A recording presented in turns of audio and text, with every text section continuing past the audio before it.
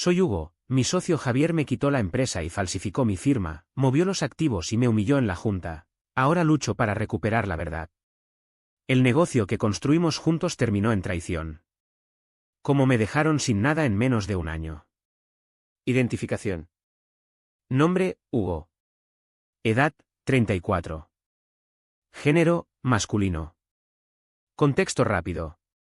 Construimos una startup de cero. Éramos dos. Yo y él. Todo parecía ir bien. Hasta que dejó de serlo. Nunca pensé que perdería todo por confiar en alguien que llamé hermano. Empezamos en un sótano. Una idea, 2 ordenadores y una deuda que compartimos. Él se llamaba Javier. Buena pinta. Sonrisa fácil. Carisma de vendedor. Yo hacía el producto. Él vendía la historia. Parecía perfecto. Lo tenemos, me decía. ¿Confía? Y yo confié. Era mi socio. Mi amigo de infancia. Compartimos más que una empresa, compartimos noches sin dormir y préstamos familiares. Al principio funcionó. Los primeros clientes llegaron. Firmas pequeñas, luego una empresa mediana que nos dio oxígeno. Yo me encargaba del código, de la logística, de la gestión técnica. Javier se encargaba de la parte comercial, de negociar, de hacer llamadas. Repartimos las tareas y no discutíamos sueldos. Todo lo reinvertíamos. La primera grieta fue sutil. Un cliente importante pidió exclusividad. Javier me llamó al móvil con voz baja. Lo puedo cerrar yo solo, dijo. Déjame manejarlo. Tú céntrate en el producto. No me gusta que te ocupes de todo eso sin avisarme, respondí. Tranquilo, lo tengo. ¿Confía? Lo acepté. Tenía que hacerlo. Había confianza. Y un plazo que no podíamos fallar. El acuerdo llegó sin pasar por mi despacho.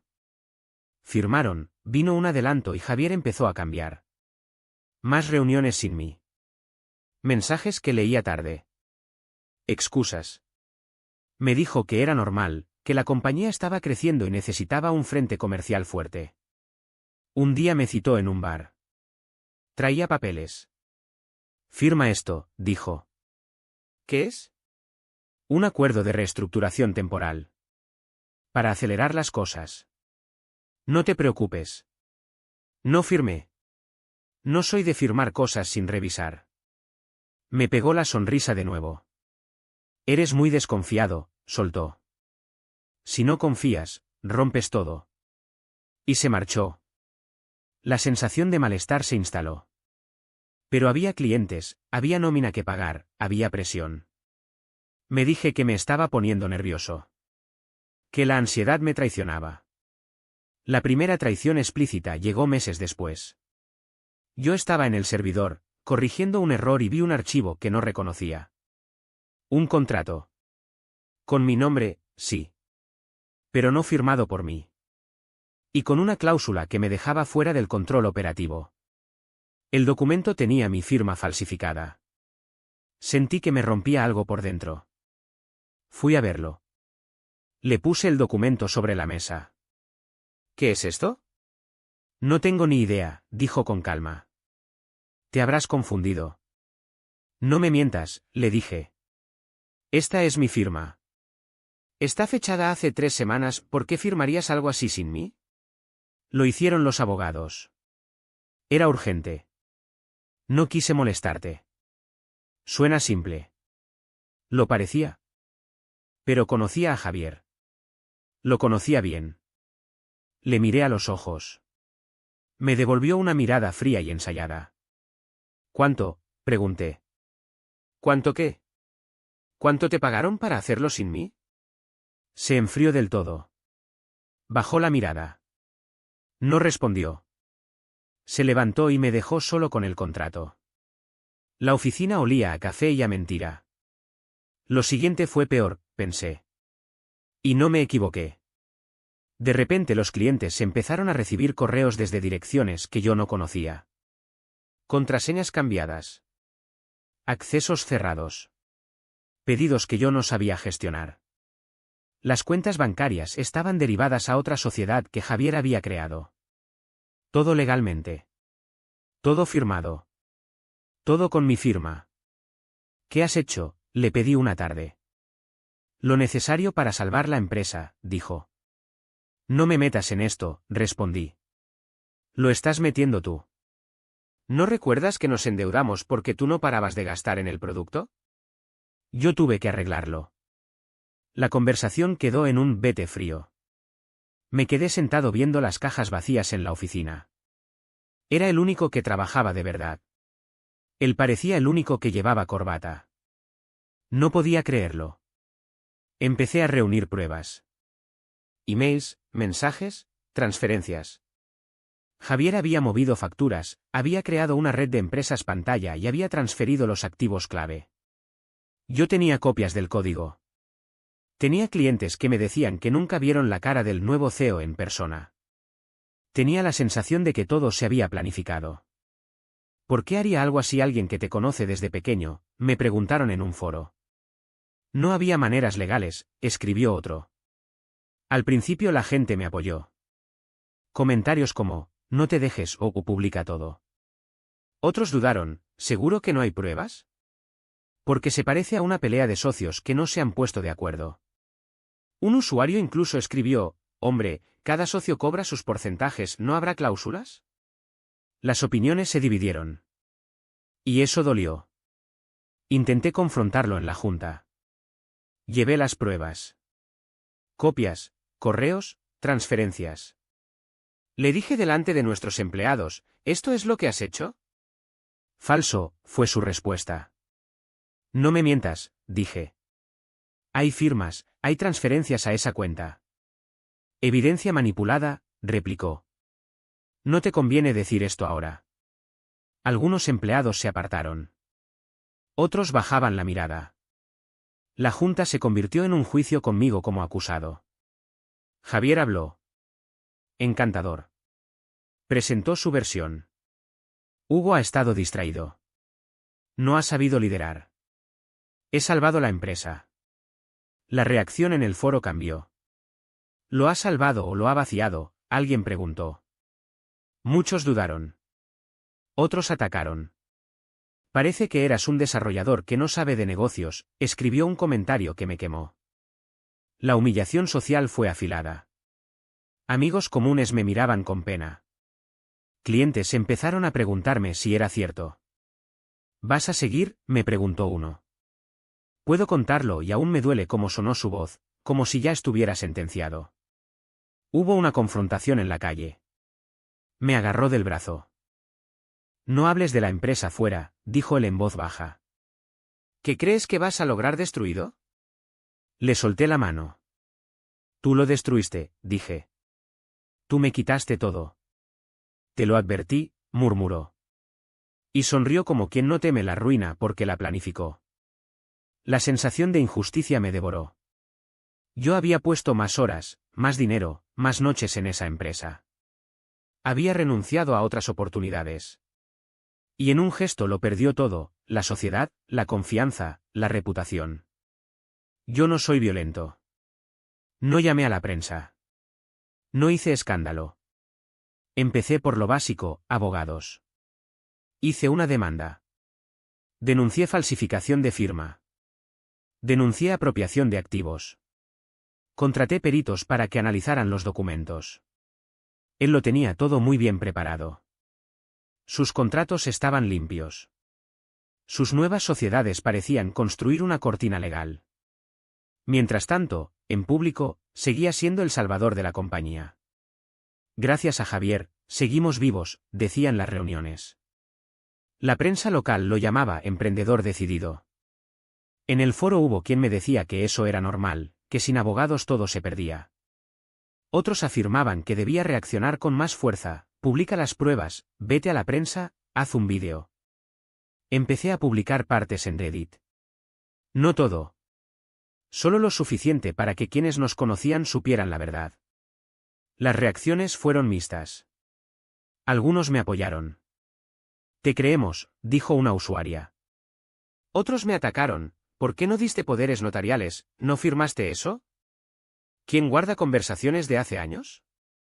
Sentí que la verdad se diluía entre preguntas que solo servían para desviar la culpa. La primera victoria llegó por una filtración inesperada. Un ex empleado de Javier me envió mensajes anónimos. No estoy orgulloso, pero te lo mereces saber, decía. Adjuntó correos internos donde Javier hablaba de limpiar la estructura y de pasar activos a la nueva compañía para minimizar riesgo. Era evidencia directa. Lo confronté con esos correos. Quedó en blanco por un momento. Luego intentó un nuevo giro, correo manipulado. Ya te dije que subes la temperatura, murmuró. La pelea subió de tono. Le grité. Él me gritó. Un empleado grabó parte de la discusión. Ese audio fue decisivo en el foro. Muchos lo escucharon. Eso cambia todo, escribió alguien. Otros decían que no era prueba legal. Pero el ruido mediático creció. Empezaron a llegar mensajes privados de antiguos clientes. No nos gustó que nos cambiaran de proveedor sin avisar. ¿Nos fue vendido sin nuestra aprobación? La presión social se transformó en una herramienta. Pedí a la comunidad que me ayudara a destapar contratos públicos. Algunos usuarios rastrearon cuentas, buscaron nombres de empresas fantasma. Un usuario escribió algo que me heló: si tienes pruebas, yo puedo presentarlas en la junta de acreedores. La situación escaló. Javier empezó a tener frentes abiertos.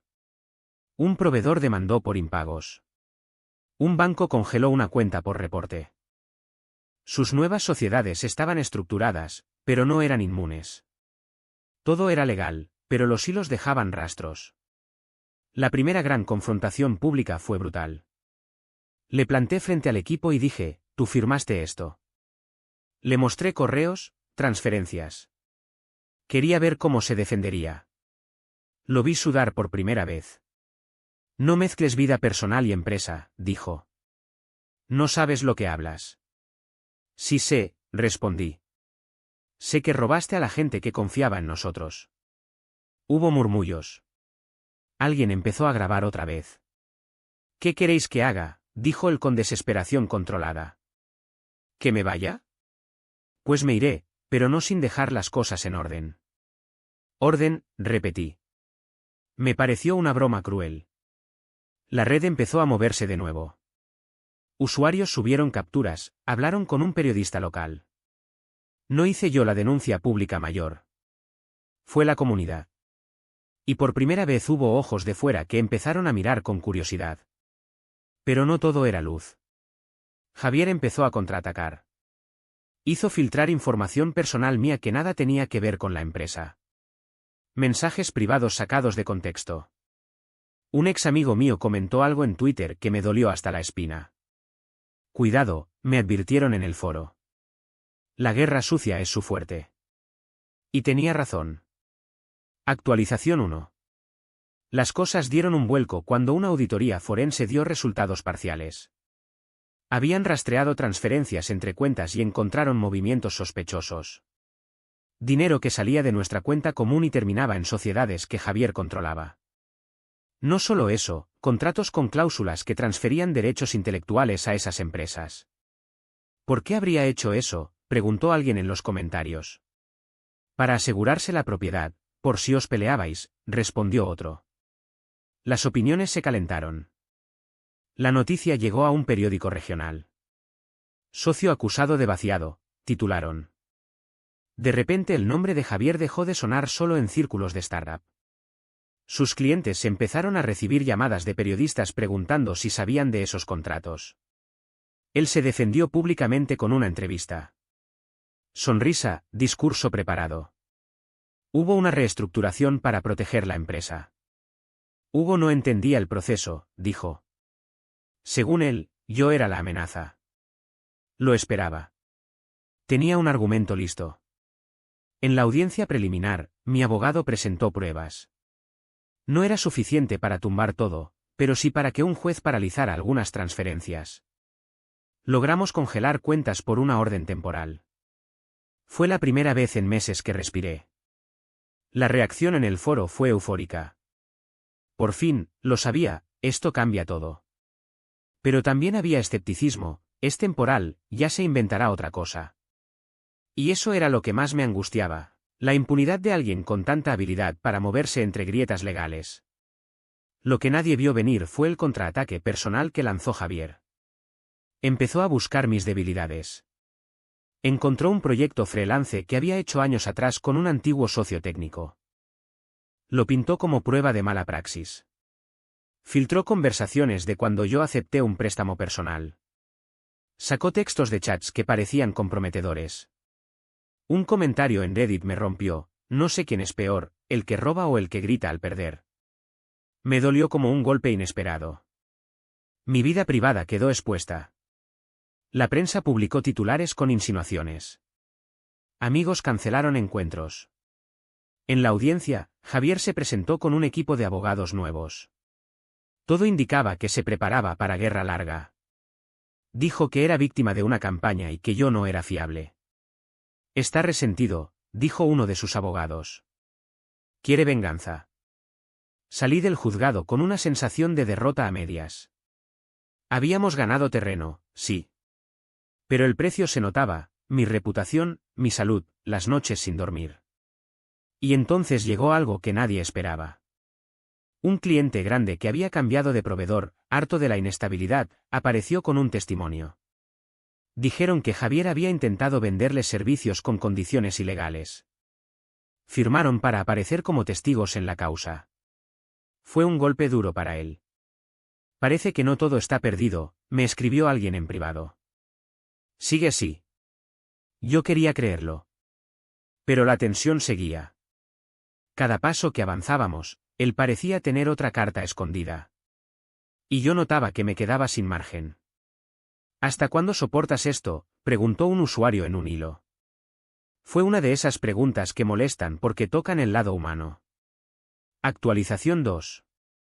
La batalla llegó a su punto más caliente cuando aparecieron pruebas físicas, contratos impresos en papel que demostraban la falsificación. Un perito caligráfico confirmó que mi firma había sido reproducida.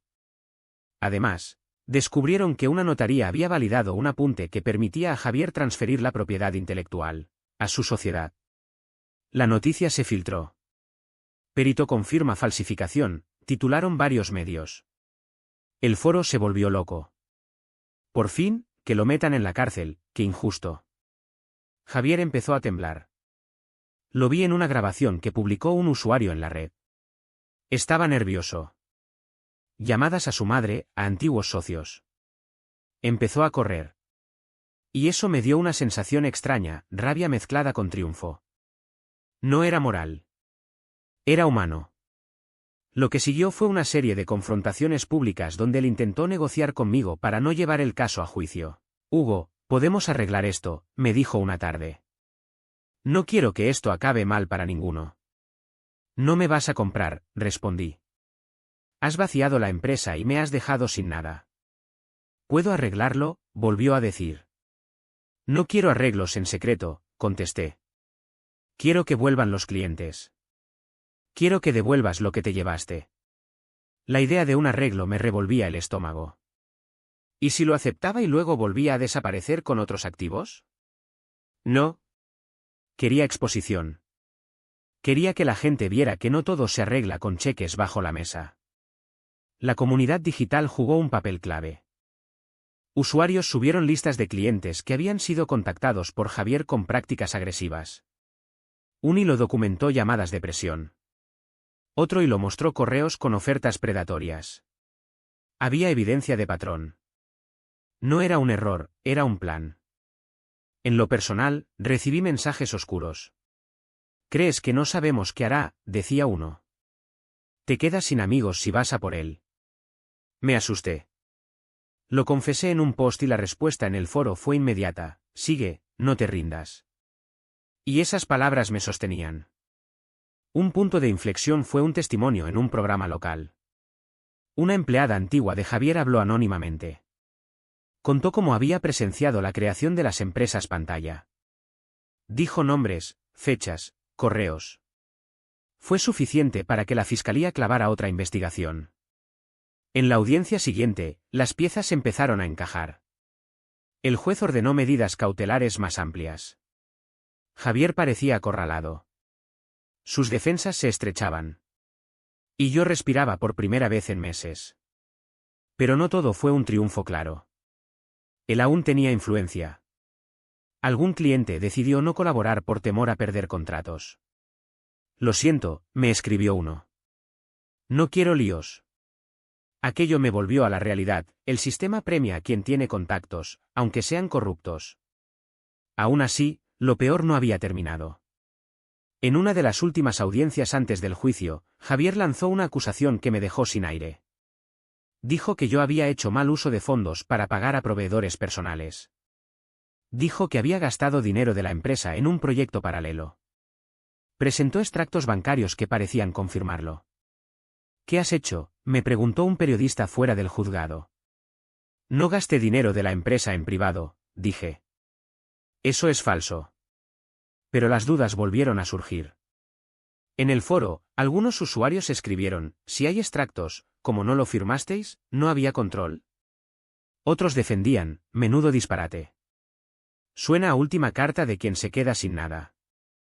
La presión judicial seguía, pero las agujas de la opinión pública ya habían marcado algunos puntos en mi contra.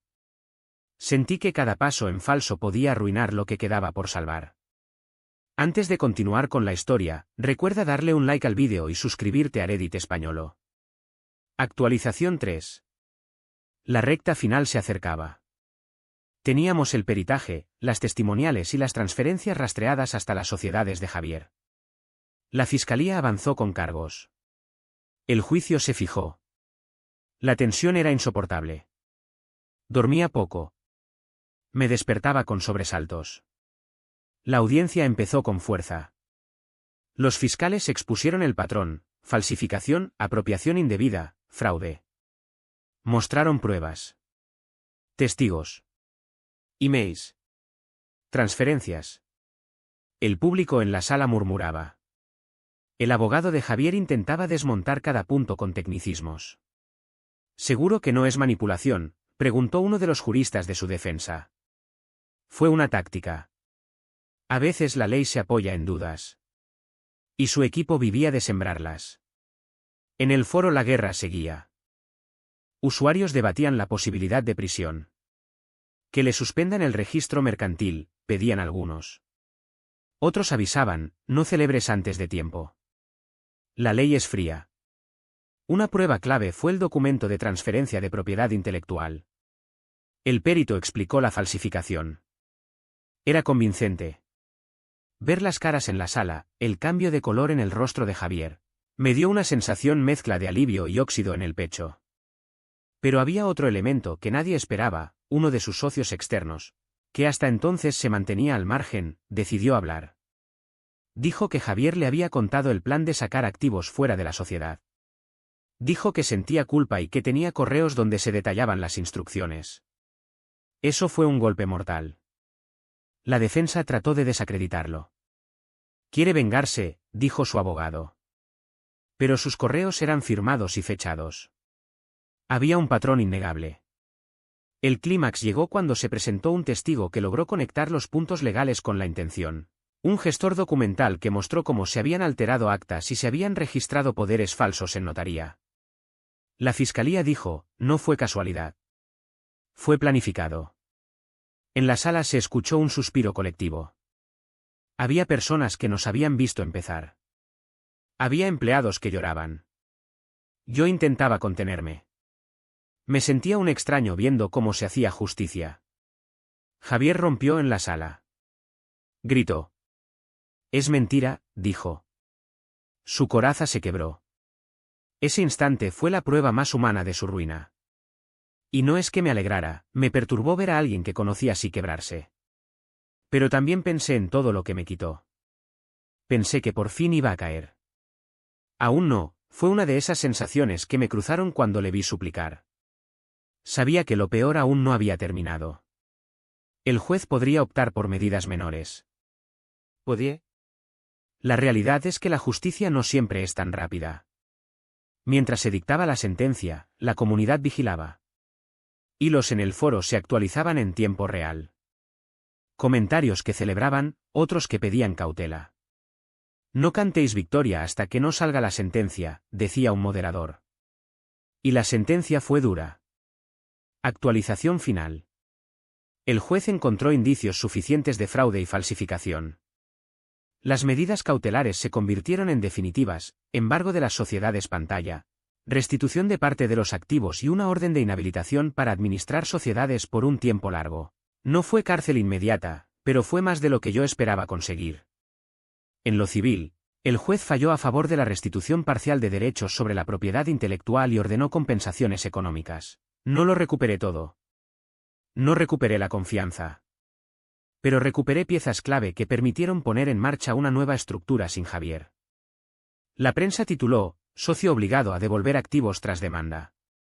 El foro estalló: bien merecido, por fin, justicia lenta pero llega.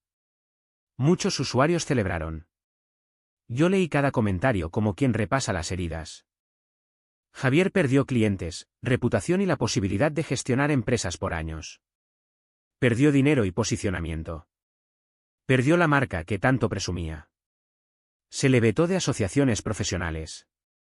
Al final, su castigo fue real: no fue una venganza grandiosa, no fue cárcel de inmediato, pero fue un hundimiento público y profesional que le dejó poco margen para volver a operar en el mismo sector. Algunos me escribieron que no dudaran en que era escaso. Otros me dijeron que era suficiente. Yo lo vi como una reparación parcial. Lo vi como que su poder había sido desarmado. Y eso me bastó. No hubo reconciliación. No hubo perdón. No quise recrear una escena heroica. Lo que hubo fue consecuencias. Lo que hubo fue que la verdad salió a la luz y que la gente que nos apoyó me ayudó a sostener la verdad hasta que la ley hizo su parte. Cerré la empresa original. Monté una nueva estructura con la gente que quería quedarse. No fue fácil. Hubo clientes que no volvieron. Había desconfianza. Pero había autenticidad. Y eso valía. En el foro, la conversación cambió de tono. ¿Lección aprendida?, preguntó alguien. Otro respondió: sí, pero la lección más dura fue creer que la confianza sustituye a los papeles. Yo no escribí. Solo observé. La sensación final fue fría y exacta. Javier perdió sus permisos, su reputación y, sobre todo, su lugar en el mundo que construimos juntos. No lo vi quebrar del todo. No lo vi destruido. Lo vi reducido a alguien que ya no podía manejar empresas, que tuvo que abandonar el sector. Eso fue su castigo. Hubo quienes pensaron que debía ir más lejos. Hubo quien escribió: eso no es suficiente, que pague cárcel. Otros contestaron: la ley hizo lo que pudo. Yo acepté la eficacia limitada del sistema. Aún así, al ver cómo se le cerraban puertas, sentí una satisfacción helada. Lo correcto había sucedido, de forma contundente. No hubo perdón. No hubo vuelta atrás. No hubo reconciliación. Él intentó comprar silencio y fue desenmascarado. La gente que nos leyó en el foro me dijo que merecía crédito por no haber cedido. Pero no busqué crédito. Solo quería que la verdad se impusiera. Al final, me quedé con lo que había aprendido: a blindar contratos, a no delegar poderes sin control, a tener testigos, a no confiar ciegamente en una sonrisa. La última vez que supe de Javier fue cuando vi una foto suya en un artículo sobre fundadores que fracasan por sus propias decisiones. La leyenda decía: dejaron una empresa por disputas internas. Mi nombre no aparecía. Su nombre sí. Y eso fue extraño. Sentí que la pequeña victoria pública había reordenado algo en mi vida. No hubo aplausos. Hubo silencio. Y luego trabajo. Volver a empezar no fue épico. Fue atornillado en la rutina: llamadas, reuniones, contratos firmados con notario y doble verificación. Y la comunidad de Reddit, que durante meses fue tribunal y apoyo, siguió allí, con comentarios que me recordaban los días de lucha. ¿Me arrepiento de haber ido hasta el final? No. Aunque me costó mucho. He ganado prudencia, pero he perdido confianza. A veces pienso en la cena donde firmamos sin mirar. A veces pienso en su sonrisa en el bar. A veces pienso en lo cerca que estuvo de salirse con la suya. La historia termina con él fuera del juego y yo reconstruyendo pieza a pieza. No hubo reconciliación. No hubo perdón. Solo consecuencias. Y cuando pienso en todo lo que pasó, aún digo en voz baja, bien merecido. Si te ha gustado esta historia, recuerda darle un like al vídeo y suscribirte a Reddit Españolo.